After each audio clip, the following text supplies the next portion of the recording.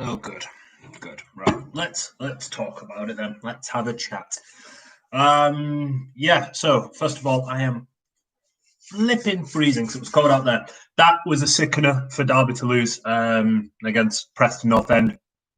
They deserved a point. They fought really, really hard with 10 men for what was, well, basically 75 minutes because of 70 minutes. And then they added 5, 6, 7. People complained about the injury time, but in that same injury time, Colin Kazim-Richards had a little bit of cramp, I think. And there was also, I think you had time on for subs as well.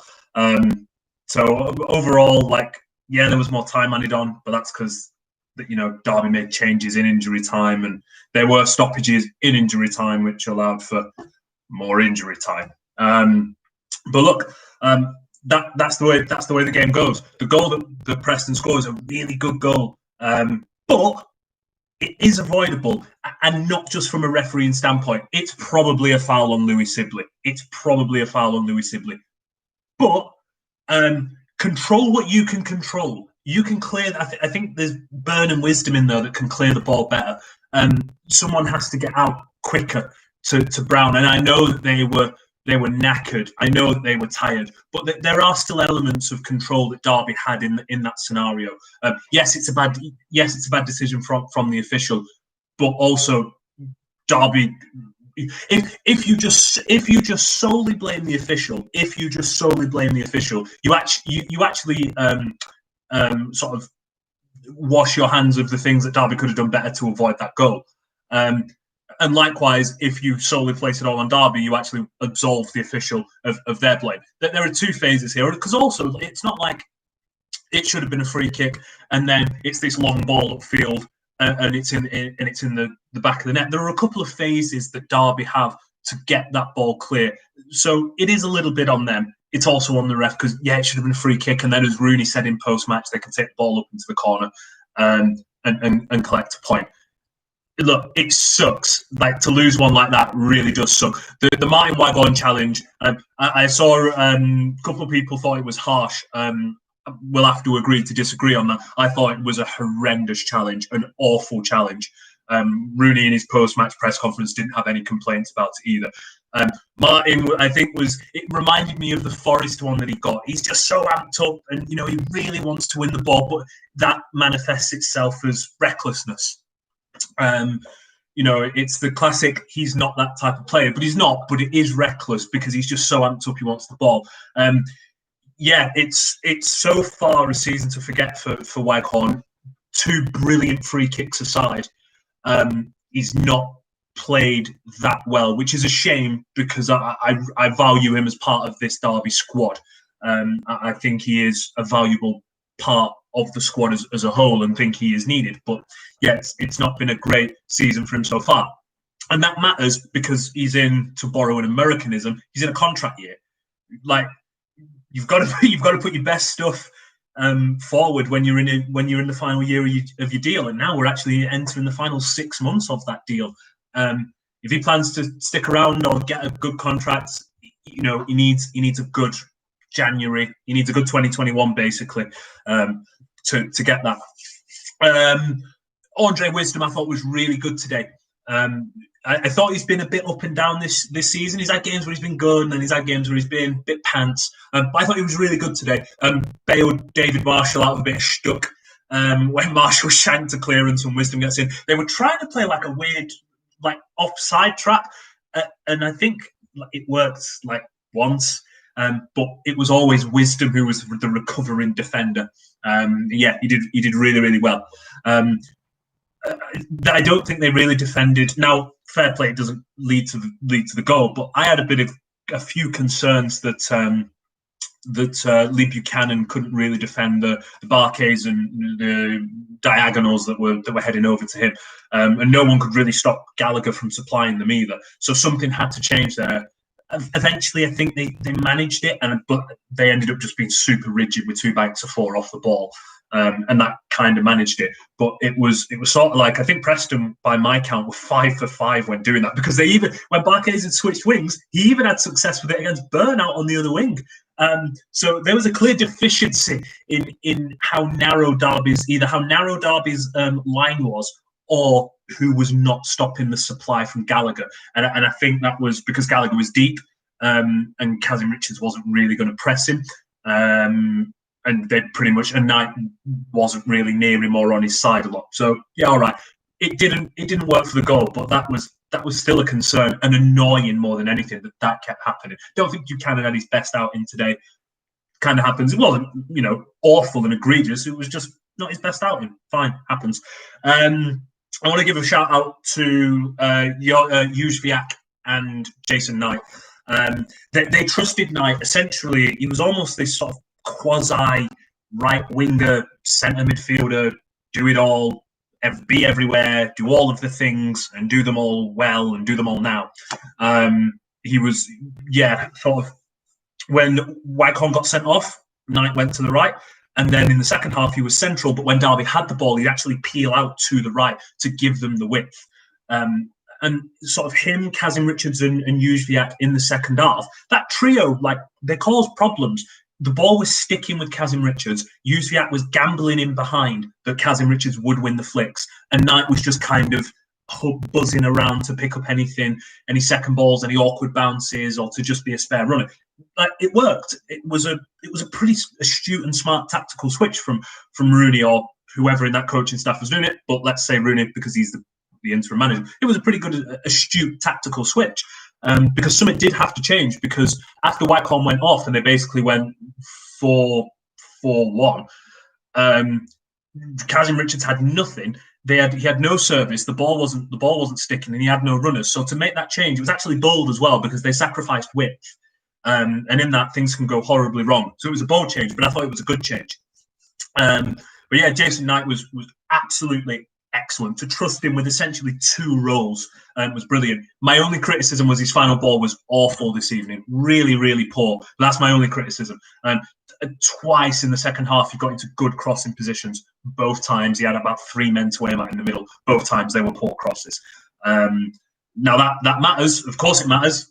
Good cross, a better cross, and you get a better chance, you might win the game. But without him, Derby probably aren't as competitive as they were in that second half because he was everywhere. So that's balance, right? He did some amazing things, but his final ball could have been better. Juzwiak, first, so at the end of the first half, right at the end of the first half, Kazim Richards wins a flick on, and he looks over to see that Juzwiak is 15 yards away from him on the other side of the pitch, and he throws his hands up, and they're having a bit of an exchange as they go off the pitch. The second half comes. Derby changed system, so they go to a 4-3-2. The second half comes, and Kazim Richards is here, and Juzwiak is always within 2 or 3 yards of him, and they were like that for the entirety of the second half. Juzwiak had the snot beat out of him today. Preston North End were really physical with him, really physical, and he just kept coming back for more and more and more. He didn't tire. He didn't stop working. He was great. He didn't get into a lot of promising positions to create or score. But again, this was about industry in the end because they had to play for 75 minutes with 10 men. This was about industry and desire and guile. And yeah, he was everywhere. His positioning can sometimes be poor, but he will run and run and run. And yeah, that was brilliant. Bielik again was just very good.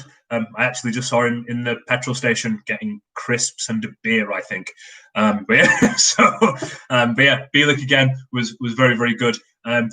When a player is playing with confidence, it's weird. You almost know that they're going to have a good game with how they started in the first 5 minutes. And Bielik is. There are things that he does with a football that are technically very good, but he makes them look very, very easy. That's the sign of a guy playing with a lot of confidence and knowing that he's playing well. He was very good. Him and Graham Shinney next to him. Bielik is getting a lot of love and attention. We'll get to your questions. I am seeing them. Bielik is getting a lot of attention because he is playing so well. But in Graham Shinney, he has a really good foil. He has a really, really good foil because Shinney himself is harassing and harrying and getting about pitch. And he deserves a lot of credit as well because it's not been easy for Shinney. He's been in and out of the team. And I don't think he's ever really had a bad performance. Shinney's never had a performance where I've looked at it and gone, yeah, he needs dropping after that. He always has a pretty steady performance. So yeah, like in Shinnie, Bielik has a really good foil because Shinnie's the more mobile of the two as well. Although Christian actually looks a bit more mobile now than he did before his injury. So yeah, so that's all good. Let's move on to talk to me about Dursun and Jones. Can this happen? Dursun, the club will go back in for, is my understanding, in January. So Dursun is a player that will have 6 months left on his contract. Derby didn't want to pay the 1.1 million euros asking price in the summer. That will not be the price tag next week when he's got 6 months left on his deal. They might be able to get him for half of that. Phil Jones is not happening unless Man United pay all of his wages. Phil Jones is on about £60,000 a week, and that isn't a guess. We know that roughly that's what Phil Jones earns. Is 60 grand a week. You ain't footing 60 grand a week. This club can't afford 60 grand a week on a loan player for 6 months. Dursun, in terms of honestly, mate, I don't. This is football we're talking about. They'll find a way to make it work. Like, if I have trust in anything in football, it's that they'll find a way to buy a player and get them through the door. So yeah, but unless the takeover happens, Phil Jones won't be at Derby because they won't be able to afford his wages. And I just don't see Man United saying, yeah, we'll pay all of his wages to let you have this player, unless Rooney and Solskjaer's relationship is brilliant. Because let's not forget that Manchester United team, that Manchester United now, that's not the club that Rooney was at. You know, there's been a lot of turnaround at that football club. I don't know any other specific names, but I believe Derby want to address the number 10 position as well. So names, no, but I know they want to address the number 10 position. They want a true 10. They want not Lawrence, who's an inside forward and will play as a 10, and not Jason Knight, who is an 8 that moonlights as a 10. They want a true number 10 in that position. Mesut Ozil's not doing much right now, so maybe him. Are Arsenal winning? Are they actually winning? Lovely. Absolutely brilliant. I won't count on it staying that way. Cheers, Ben. Ryan, keen to hear your thoughts on the changes today. I know there are a lot of factors at play, but it seems insane that Colin Kazim-Richards was taken off and replaced. To be honest with you, Sam, I think that was because Colin, he had cramp. Like, I think he was done. I think they just wanted to try and get him off the pitch and not go down to 9 men, essentially. It was a bit of a strange change. I think if you want Hector and Gramont, maybe make the change 10 minutes before, but also, like, once Colin had gone down with his cramp and once he come back onto the pitch, he was clearly hobbling as well. I think it was just like a more Colin needs to come off than we want to get Jamal on and get another striker on the pitch. Colin was knackered, man. He'd got through a lot of work. Merry Christmas to you too, Charlie. I hope all of you watching had a really good Christmas, but I know the circumstances are dog. But I hope you all had a great Christmas. Another new year, or a happy new year, but we've got another game before New Year.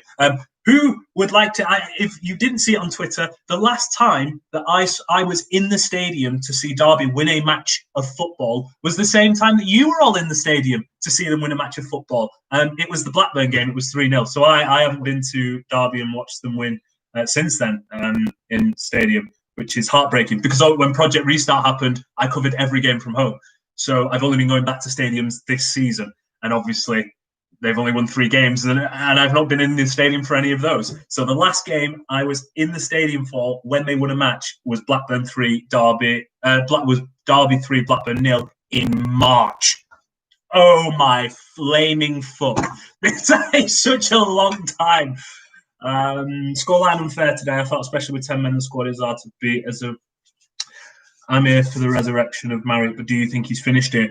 That's a good question, Charlie. This is a massive 6 months for Jack Marriott. Whether he's at Derby or Sheffield Wednesday, I think this is a big 6 months for him. It's not. He had a patch under Lampard, but in my opinion, honestly, that's all he's had since joining the club for a lot of money, relatively speaking, at this level. Now, he's had fitness issues, some of which are not on him. So obviously, he needed groin surgery, which, had he got the surgery, it's believed he would have been out for a month. And that was at the start of last season. I think it was the pre-season. He scores 2 goals and gets injured in last pre-season. and they just kind of keep nursing him back. Now, it's believed if he'd had the surgery, he'd been out for about a month. He doesn't. He keeps getting injections, and his physical condition basically just deteriorates. Now, I'm not sure how much say Marriott had in that treatment, but at some point, the management, the club, the authority figures there have to put their foot down and say, no, we're going to send you for surgery, because this isn't sustainable to keep pilling you up and giving you injections. That's not sustainable. That's on the club. They have a duty of care there, and I think that could have been better. So that's on the club. But when he's played, he has had chances and he's not finished them. And again, there'll always be an asterisk there, because we know now he was basically playing with a ripped up groin. So yeah, but this is a big 6 months for him, because they've extended his contract by a year. My understanding is they're actually pretty happy right now to let Marriott walk. Now he's got injured, so in January there might not be a suitor for him. And I think they've got until the 7th to make the decision on if they want Marriott to stick around or not. So yeah, this is big for him. This is a big time for him, because if they can, I still think that they're going to bring Durson in, and I think they might bring another one if they can. And God knows what kind of budget they're playing with right now. If the takeover happens, they'll probably have some funds. If Mel is still in charge, they'll probably be skin, because that's it. That's it right now. So yeah, it's a big time for Jack, regardless of where he is. You want him to have a bit of form, because it's just not happened for him over the last 12, 18 months. It's just not happened for him. Delivery into the box is shocking. Yeah, I'd agree, Christopher. Something what I say about Jason is that was my only critique of Jason Knight today, was his ball into the box was poor. It wasn't the only one. There were a lot of poor balls into the box today. Yes, a set piece specialist would work wonders. I think that's one of the things you notice about Derby is, Nathan Burns took corners today. But they've had Nathan Burns take corners, Tom Lawrence take corners, Wayne Rooney take corners. They've had Bird take corners. They've had Waghorn and Rooney on free kicks. They've had Lawrence on free kicks. When you cycle through guys like that, it's obvious that you don't have one person. You go, I trust you to give me a quality ball. And I think part of that is why they want to address the number 10 position. Because look, there was not just a point out there for Derby. There was a win out there for them today. If they could have, on the counter, if they could have unlocked the defence. I like Jason, but he's an 8, he's not a 10. He's a very functional, all-energy, all-action midfielder. At this level, I don't think... And he might develop this, but at this level, I don't think he's got the vision to pick a hole through a defence at this level. Now, he might develop that, so I don't know. Do you personally think the takeover is going to happen? This is my opinion based on nothing more than what you guys know. Okay, so this isn't any inside stuff. I would be lying if I said I didn't have my doubts now, because it's been forever. And when the club come out and say they're working towards it, prior to speculation, which was in response to an Athletic piece that Matt Slater had done, they didn't say that, but it was, because it dropped after our piece dropped. So yeah, they wanted it done by Christmas. They publicly went on record as a club with a statement saying they were working towards it before, working for it to be completed before Christmas. Cool, wicked, fine. You want to put that deadline on it? That's fine, that's cool. But then accept that when that deadline comes and goes, and there have been crickets, that is going to invite more questions. In fact, you're almost inviting the questions because you set the hard deadline there. And okay, you can say, well, it's fluid. There's a lot of stuff to sort out, this, that, and the other. Then don't put the deadline on it. Then just don't fucking put the deadline on it. Just say you're working towards it and you're hopeful it'll be completed soon. But when you do that, you invite more questions. My understanding was that there was MSD loan problems in that who is repaying that, how is it being repaid, the structure, and then my understanding was that there needed to be a change of control clause inserted into that loan because it needed to go from Mel's control into this new Sheikh Khaled's control. So all of that mattered. The asset of the stadium mattered. I still think it will go through. I still think it'll go through. But, I would now be lying if I said I didn't have doubts about it. Obviously, if you didn't see the piece that Matt Slater run, It was over an unpaid legal bill because of trying to buy Newcastle. The other reason I have my doubts is this very same consortium have the very same red flags. The Liverpool deal fell through. The Newcastle deal fell through. The Newcastle deal fell through in similar fashion. So when you have worries and concerns over the very same things, it's not like there isn't a track record for this. That's why I have the concerns. But again, that's my personal opinion. Take that for what it's worth, but that is my personal opinion. So yeah, that is in answer to your question, Christopher. Right, guys, thank you very, very much for watching, for listening. Thank you all for the engagement. Like, this started out as bullet points on Twitter after I was waiting for the bus one time, and now we do this, and it's great. But like, I wouldn't be able to do this if you didn't tune into it, because if no one watched, then I'd just be, they'd be like Diaries of a Madman. So yeah, look, I hope you all had a brilliant Christmas.